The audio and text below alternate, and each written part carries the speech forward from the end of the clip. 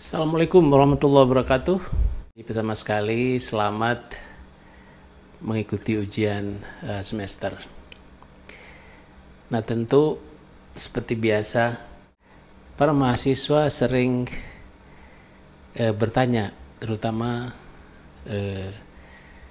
komtingnya atau ketua kelasnya. Ada juga yang nanya langsung, Pak, kira-kira apa kisi-kisi ujian nanti? Nah, apa itu kisi-kisinya? Apa itu kisi-kisi? Dan bagaimana mempersiapkan ujian semester itu dengan baik dan tentu saja sukses? Kita akan bahas dalam konten kita kali ini.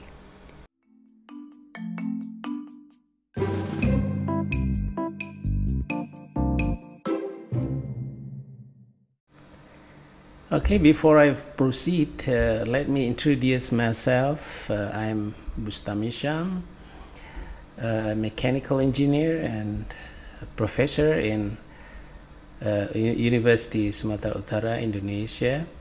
If you are new here, please consider subscribing. My content is about change management, research management, and I also develop some online courses for my student. Ya, apa itu kisi-kisi? Ya, itu yang ditanyakan oleh mahasiswa. Sopan nggak nanya kisi-kisi ke dosen? Ya, saya kira sopan ya, nggak ada masalah. Karena kisi-kisi itu adalah rencana dalam penyusunan ujian oleh yang membuat ujian, dalam hal ini dosen. Jadi dengan adanya kisi-kisi tersebut, tentu ini akan mempermudah dosen itu sendiri ya dalam menyiapkan tes sesuai dengan cakupan pelajarannya atau cakupan materi yang sudah di-cover di dalam proses pembelajaran. Biasanya ada tabel-tabel. Nah, tabel-tabel daripada kisi soal itu kemudian dikaitkan dengan bentuk item yang akan diuji. Tentu ini sesuai dengan jenjang atau sesuai dengan materi yang diberikan. Di samping itu tentu dosen ya secara terbuka juga harus menjelaskan walaupun sudah ada di dalam silabus. Coverage ujiannya dari bab mana ke bab mana gitu. Itu harus jelas. Kalau di Amerika waktu saya kuliah dulu, kalau dosen bilang ini bab 1 sampai bab 5. Nah, begitu dia uji bab 6 itu mahasiswa protes. Ya. We haven't done it yet katanya. Nah, jadi itu diterima protes seperti itu karena satu kesilapan. Nah, jadi saya kira nggak ada masalah ya mahasiswa, termasuk mahasiswa saya sering tanya, ya kita berikan kisi-kisinya. Bagaimana bentuknya sebagai berikut, dan bagaimana yang paling penting adalah sesuai topik kita pada hari ini, bagaimana agar sukses dalam ujian semester. Karena ujian semester itu bukan hanya UAS ya, ujian akhir semester, tetapi ada komponennya ujian tengah semester, UTS, ada project semester, ada kuis barangkali ya, ada homework, dan ada juga dosen yang menilai kehadiran dan kesungguhan mahasiswa, terutama di masa pandemi ini dengan kuliah tatap muka. Jadi dengan kuliah tatap muka, mahasiswa yang membuka camnya, yang membuka videonya sehingga menampakkan wajah dan serius, itu akan menjadi perhatian, tambahan perhatian dari dosen. Baik, saya ingin sebelum kita lanjut ya ke yang lebih jauh strategi menghadapi ujian ini,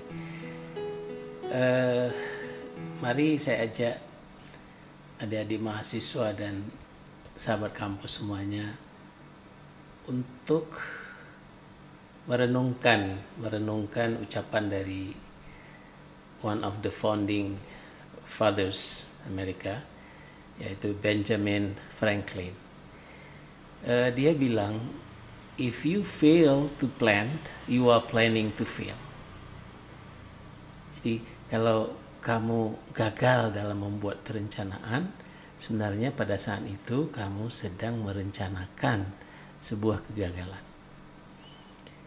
Jadi berdasarkan ucapan Benjamin Franklin ini, coba bagaimana adik-adik mahasiswa, ya, sahabat kampus semua, membuat sebuah perencanaan yang baik untuk sukses di semester ini. Yeah!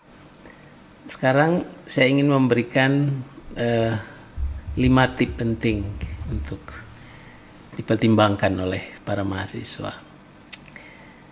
Ya, tentu ini disclaimer, ya nggak semua ya dosen mungkin memakai seperti ini, tapi pada umumnya seperti yang akan saya sampaikan ini. Yang pertama adalah scoring standard. Jadi bagaimana dosen itu memberi skor, distribusi nilai ya pada beberapa komponen penilaian yang saya sebutkan sebelumnya.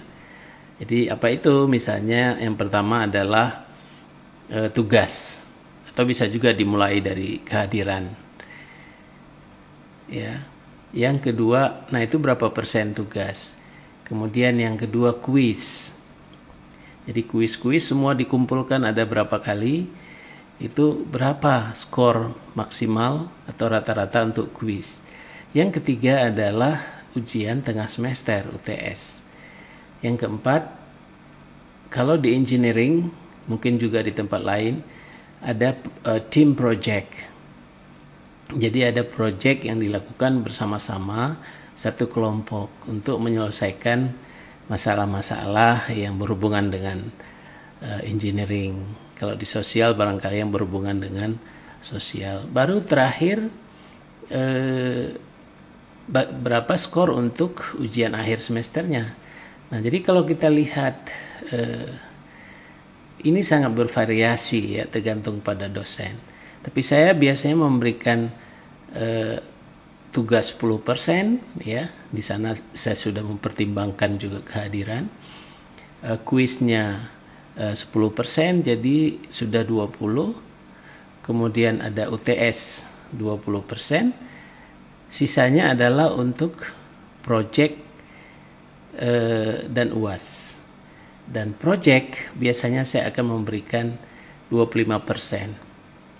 Nah, baru selebihnya itu untuk ujian akhir semester. Jadi kita lihat bahwa walaupun seorang mahasiswa dia itu barangkali berhasil dalam UAS, nilainya maksimal, tapi ini nggak ada jaminan bisa mendapatkan skor yang baik. Karena memang dari awal sudah diberitahukan ya, diberitahukan agar melihat distribusi skor ini. Jadi total itu adalah 100%. Jadi ini tip pertama yang harus dilihat dulu. Tips kedua, coba cek kelengkapan dari komponen penilaian tadi. Apakah sudah cukup atau belum? Jangan sampai kadang-kadang mahasiswa begini, setelah ujian, Pak, saya sudah menyerahkan tugas, tapi kenapa tidak diberikan? Ternyata dia titip ke temannya, lalu temannya tidak menyerahkannya. Atau bisa jadi yang salah pihak dosen. Jadi kalau saya itu, saya cek kembali, oh iya ada, di dalam tabel saya ada. Ya, seperti itu. Nah, jadi demikian juga kuis gitu ya. Nah, jadi coba cek semua kelengkapannya itu sendiri. Jadi Anda punya data sendiri tentang kelengkapan. Kalau yang berhubungan dengan kelengkapan juga adalah termasuk textbook ya, textbook. karena nanti bisa jadi ini ada kaitannya dengan tip berikutnya. Jadi kelengkapan daripada textbook, catatan, dan lain-lain ya, artikel-artikel yang barangkali pernah direview selama kuliah, ini harus tersedia. Jadi karena ini online, tentu tersedianya bisa saja di komputer Anda masing-masing. Tips yang ketiga, sifat ujian. Jadi untuk contoh di engineering, biasanya kita ada selain close book, ya, tutup buku. Jadi kalau secara online, secara Zoom, tutup buku, jadi kita bisa pantau dalam waktu yang sudah ditentukan. Juga bisa open book, tapi juga dalam jaringan Zoom atau Google ya, Google Meet atau memakai e-learning universitas. Tetapi untuk open book ya, itu bisa juga offline. Artinya silakan diberi waktu, katakan 3-4 jam, pokoknya pada jam yang sudah ditentukan Anda harus mengirim ya, apakah itu dikirim ke, ya pokoknya secara offline, nanti dikirim ke WhatsApp group ya, atau ke Google misalnya, bisa juga seperti itu. Kadang-kadang yang harus dipahami juga masalah tim project. Project tim ini itu biasanya udah dimulai sejak ya tengah semester. Setelah mid itu biasanya mahasiswa dan timnya harus serius melaksanakan ini. Contoh misalnya untuk mata kuliah yang saya ajarkan untuk statika misalnya, statika teknik, saya minta studi kasus mahasiswa membuat rancangan ya, tentu masih dalam batas gaya-gaya ya, untuk permasalahan banyak sekali signboard ya, papan-papan iklan yang dipasang tidak sesuai dengan ketentuan, sehingga begitu ada angin jatuh menimpa mobil, ada korban dan lain sebagainya. Nah, tim project ini tentu saja walaupun mahasiswa itu berada satu di mana karena kuliahnya ini online, itu bisa dilakukan. Jadi artinya sepakat mereka untuk biasanya ada satu survei. Oh, ini ada yang gagal di sini atau ini tidak sesuai. Nah, lalu dari sana diturunkan menjadi sebuah struktur fisik, digambarkan dengan gambar teknik yang baik, lalu dianalisa gaya-gaya yang bekerja, momen dan lain-lain sebagainya. Nah, kadang-kadang hasil atau report daripada proyek itu, akan halnya saya jadikan tiket masuk ujian gitu. Tapi ada juga yang tidak. Artinya setelah ujian silakan nanti beri waktu misalnya seminggu untuk melaksanakan itu. Karena kita juga harus ketat dengan penyampaian nilai. Melalui team project, jadi mahasiswa diberikan porsi yang independen ya, untuk menentukan konten dari proyek mereka, kedalamannya segala macam, didiskusikan sama-sama. Nah, dalam mendiskusikan proyek mereka ini, dalam melaksanakan proyek ini, tentu di sana dibutuhkan atau kita targetkan 2 skill yang mereka dapat. Pertama adalah soft skill, yang kedua adalah hard skill. Ya, mungkin ada mahasiswa yang dia pintar berkomunikasi ya dengan baik ya, tetapi ketika dia berada di dalam satu grup, dia ego. Nah, sehingga dia hanya ingin memaksakan pikiran-pikiran dia gitu ya. Nah, ini tidak akan, artinya di sini soft skill-nya belum teruji. Bagaimana kemampuan itu bisa disalurkan dan bisa didiskusikan secara bersama-sama. ini hanya bisa didapat melalui satu tim project. Makanya itu nilainya diberikan tinggi karena ada capaian-capaian yang kita ingin dapatkan dari mereka. Selain mereka bagaimana bisa bekerja sama dalam tim, ya kan? Kemudian bagaimana bisa menggolkan proyek mereka. Katakanlah di sini orientasinya masih bagaimana mendapatkan nilai proyek yang tinggi. Karena di luar sana untuk mendapatkan proyek juga tidak mudah. Nah, itu biasanya menghendaki adanya teamwork, ya. Jadi itulah namanya quality. Quality is never an accident. Kualitas itu tidak akan pernah menjadi sebuah kebetulan, ya. It's a matter of it's a result of teamwork. Nah, ini satu. Commitment to excellence. Jadi bagaimana dalam tim itu sama-sama berkomitmen untuk mendapatkan yang terbaik. Tidak boleh tinggal, ya, seperti yang dikatakan oleh Benjamin Franklin tadi, yaitu it's result of planning. Jadi planning di sini sangat penting. Jadi if you fail to plan, you are planning to fail. Baik. Tip yang keempat ini ya membuat persiapan ujian itu.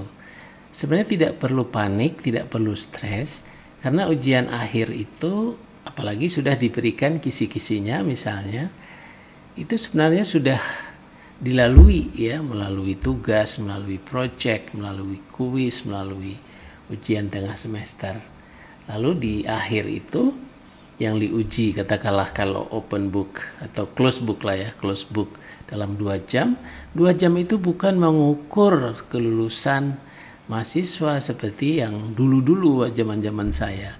Tapi 2 jam itu hanya memberikan nilai 25% dari total. Oleh karena itu, yang paling penting dalam persiapan ini adalah mahasiswa itu harus cukup istirahat, ya, cukup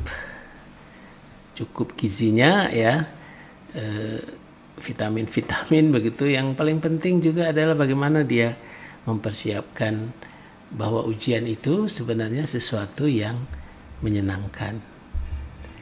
Dan yang paling penting, never cheating, ya, never cheat, karena itu adalah bagian dari ujian dan itu adalah soft skill. Nah, jadi terakhir, kalau memang scoring standar sudah tahu, kelengkapan kita juga sudah, data sifat ujian juga sudah tahu, kemudian kita sudah membuat persiapan, maka tip yang kelima yang terakhir adalah tawakal, ya. Bismillahirrahmanirrahim, ya, ikut ujian. Karena apabila Anda melakukannya dengan nama Allah, ya, maka itu digolongkan ibadah. Ya. Nah, Rasulullah SAW berkata, ya, barang siapa yang keluar dari rumahnya untuk mencari ilmu pengetahuan, ya, di jalan Allah, maka dia akan mendapat pahala syahid sampai dia kembali ke rumahnya.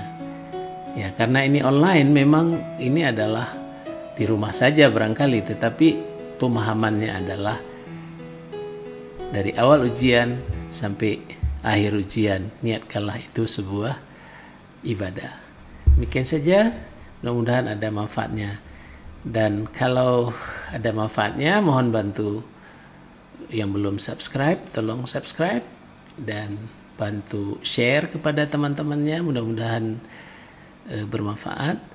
Beri like, dan jika ada kekurangan atau apa yang ingin disampaikan, silakan. Saya senang sekali menerima komen dari saudara semuanya. Terima kasih. Assalamualaikum warahmatullahi wabarakatuh.